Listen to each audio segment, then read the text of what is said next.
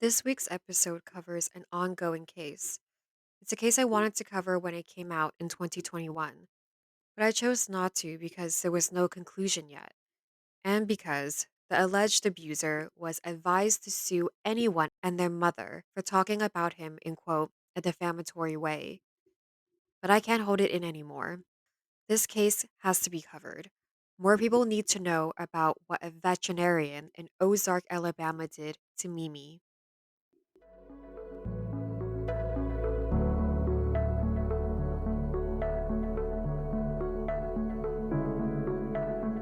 I'm your host, Hepburn, and you're listening to the Voiceless Speak Forever podcast, a true crime podcast dedicated to exposing the many misdeeds and abuses done to animals.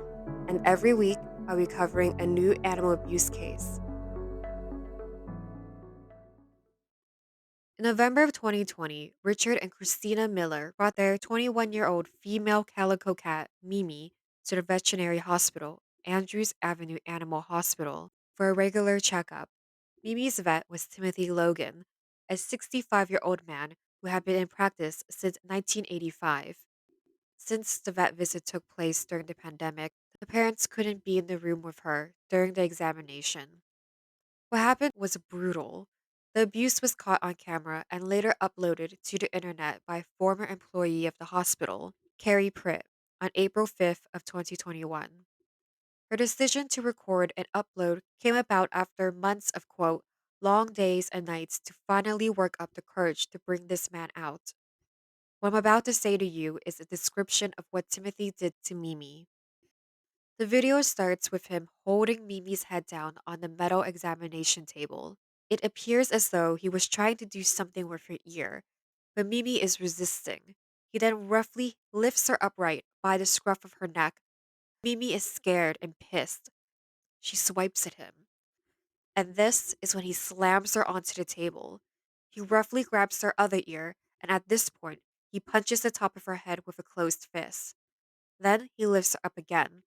She fights to be let go, and this causes him to drop her. She slams against the table before falling to the floor. He then steps out of the frame, but then returns. This appears to be an edited cut, because the next time you see him again, a vet tech is standing by him. Now, I don't know who this person is, if this is Carrie Pritt, the person who recorded the incident, or someone else, but this person is holding Mimi down as Timothy tries to examine her. Mimi, who has already experienced so much pain and trauma, was not going to let him touch her. She repeatedly lays back down onto the table.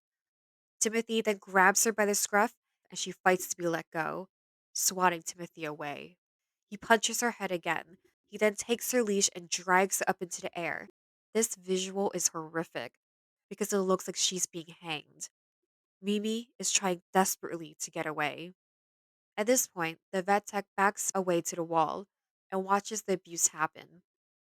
The audio isn't clear, but you can hear the cat screaming in pain and anxiety. You see Mimi struggling to get away, but she can't. When Richard and Christina got Mimi back, her face was bloodied, her teeth were cracked, and some were missing. When the video was posted, there was immediate outrage. Animal activists and supporters protested outside the hospital, calling for Alabama State Board of Veterinary Medicine to take away Timothy's license, but a hospital to fire him and for him to be jailed. Clients were even among the protesters. One said, I've been coming here so long, leaving my animals overnight for a week when he said they needed it. What has happened to my animals while they were here?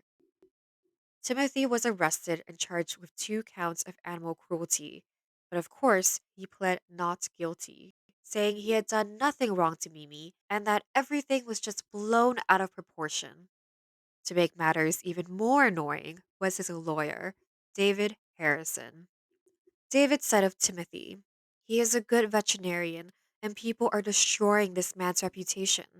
Additionally, his trashy lawyer said that the video didn't show him abusing the cat, but rather it just showed him as appearing to abuse the cat. Okay, appearing to abuse a cat. That cat was being thrown around like a rag doll. That's not appearing. It is abuse, but allegedly. Timothy might have worked as a vet for 40 years, but that doesn't mean anything when you injure your patients. If you're going to be a vet, love your patients, or at the very least, do no harm to them.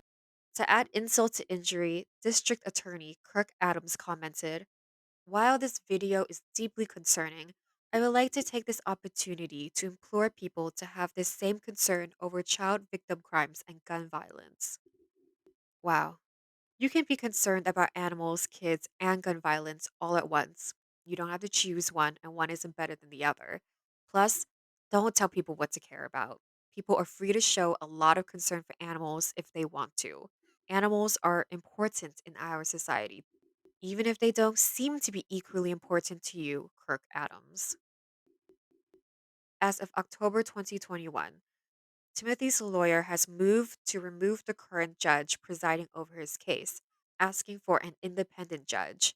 Additionally, Timothy is still practicing, but the Ozark police is continuing to investigate him, and the Alabama State Board of Veterinary Medicine is investigating him as well. Furthermore, Mimi's parents, Richard and Christina, have filed a suit against him.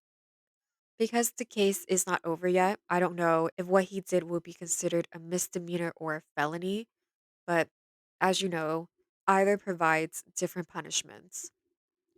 According to Section 13A 1114 of Alabama's anti cruelty laws, cruelty to animals is a Class A misdemeanor, and on the first conviction of a violation of this section, the person will be punished by a fine not more than $3,000 or imprisoned in the county jail for no more than 1 year, or both fined and imprisoned. If a person does it a second time, this person will be punished by a fine of no less than $500 but no more than 3,000, or imprisoned in the county jail for no more than 1 year, or both fined and imprisoned. And on a third and subsequent conviction, this person will be punished by a fine of no less than $1,000, but no more than 3,000, or imprisoned in the county jail for no more than 1 year, or both fined and imprisoned.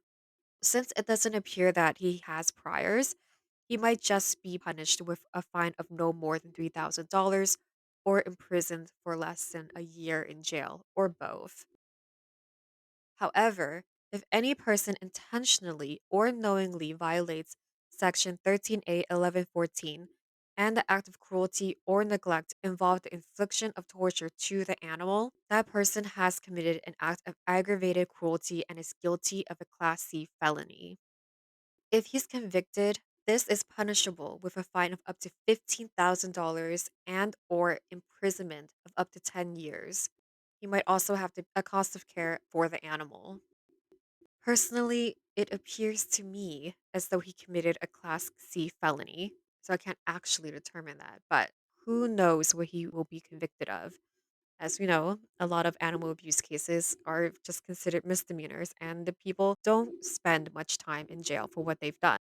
But I do think this would be considered a felony because he is a vet, and Alabama vets should be well aware of Section 13A 1114 and just animal welfare laws of their state in general. So that is the active case of Mimi. There isn't too much information out about it right now, and there hasn't been an article saying that Mimi isn't still with us. So I'm going to be an optimist and say that from that lack of information, Mimi is still alive and doing well. If you know more about Mimi's case, please email me at vsf period official period podcast at gmail.com or comment on this episode's Instagram post. Thank you guys so much for listening. As per usual, make sure you share the VSF podcast, follow VSF's Instagram, the period VSF period official, rate and review the podcast on wherever you listen to podcasts, and email me anything you want me to cover at VSF period official period podcast at gmail.com. Also, a new dog toy line is now out on VSF's official website, thevoicelessspeakforever.com. Stuffies from the pill collection are still available, and so are cat toys. So please feel free to check those out, and if you like one, definitely get one for your baby. And with that, I'll talk to you guys next Wednesday. Toodles!